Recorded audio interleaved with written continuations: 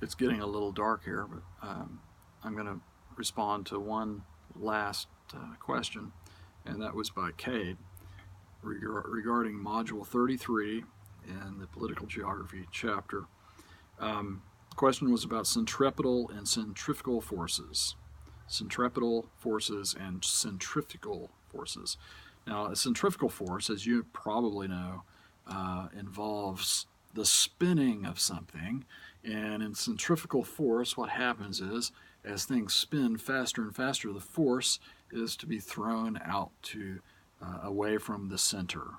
Okay, so that's the idea. Centrifugal force is something that pulls something apart. Okay, so when you give blood or plasma, they put that in a centrifuge, right? And the centrifuge separates the different component parts of the whatever you've given, and so that centrifuge pulls things apart.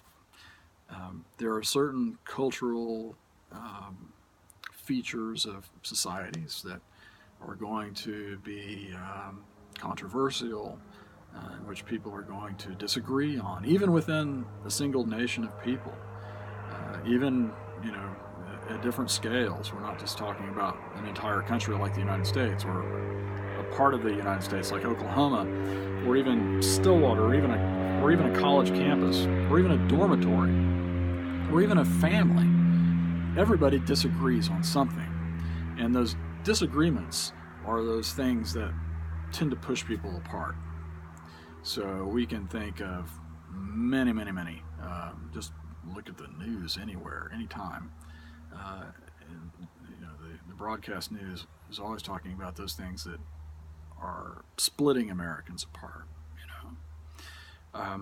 Now, centripetal forces are just the opposite. Centripetal forces are those things that pull people together, the things that make us one, that unify us, e pluribus unum.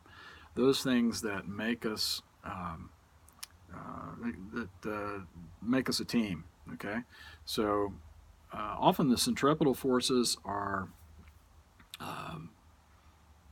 involve violence. So the 9/11 attacks are a good example of things that suddenly put things in perspective, that make us sort of give everybody sort of a common sense of purpose. And it's easy to understand, right?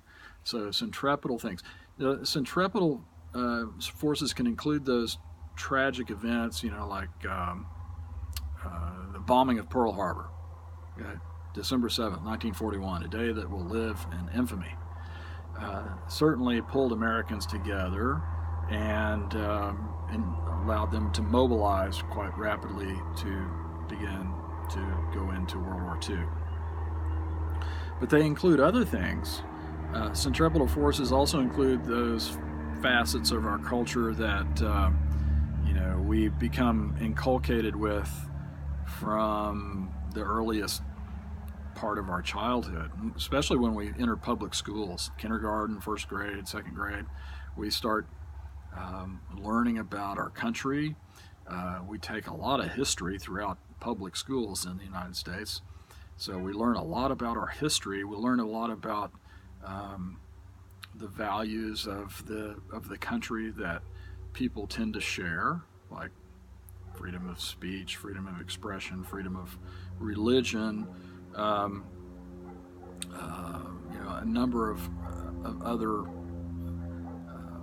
facets of belonging to the larger society. So anyway, those are the centripetal forces and centrifugal forces without really getting into the details. I hope this was helpful, and it's getting chilly out here, so I'm going to stop doing these replies for the moment, but I hope this was helpful.